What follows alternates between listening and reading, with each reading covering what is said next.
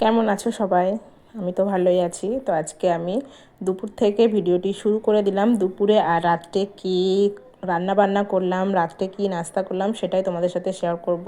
তো আমি এই যে ভাত রান্না হয়ে গেছে, দুপুরের ভাতটা উপর দিয়ে দিয়েছি ফ্যান ঝরানোর জন্য। তারপরে এই যে রান্না বান্নাটা সেরে নেব।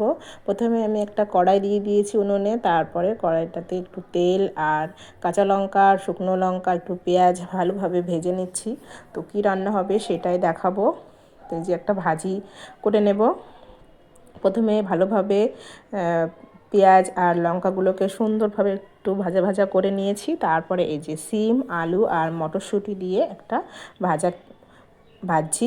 তো এটা খেতে কিন্তু অনেক ভালো লাগে। তো এই ভাজাটা গরম গরম ভাতের সঙ্গে হোক, রুটির সঙ্গে কিন্তু অনেক মজার।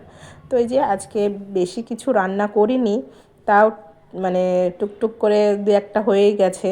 তো সিম, আলু আর মটরশুঁটিতে ভাজা করে নিয়েছি। আর এদিকে আমি বাঁধাকপিটা একদমই খেতে চাচ্ছে না ছেলে মেয়ে, তার জন্য একটু পকোড়া বানিয়ে দিলাম।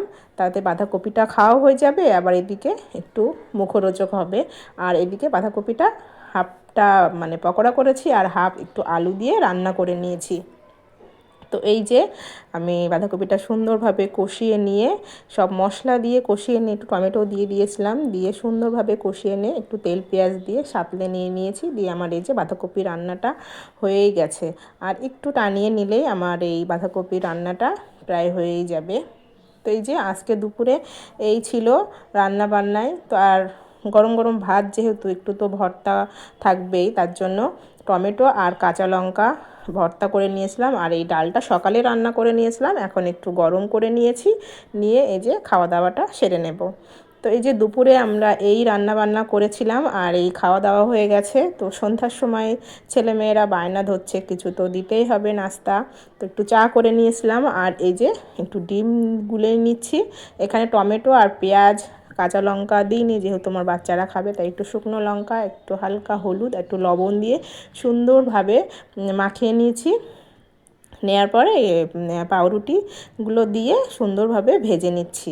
তো এই যে এই নাস্তাটা করেছি, তারপর থেকেই কয়েকবার পরপরই করা হচ্ছে, কারণ খেতে ভালোই লাগছে আর ওরাও বেশ পছন্দ করছে। আর এটা তো তেমন খুব একটা অস্বাস্থ্যকর না, তাই ভাবলাম তাহলে করেই দিই, তাহলে খাওয়া হয়ে যাবে।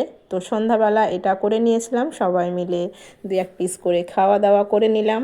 তো এটা কিন্তু খেতে অনেক ভালো, আর বেশ মুখরোচক, আর খেতেও অনেক ভালো লাগে। তো আমার ছেলে মেয়ে দুজনেই অনেক পছন্দ করছে এই খাবারটা।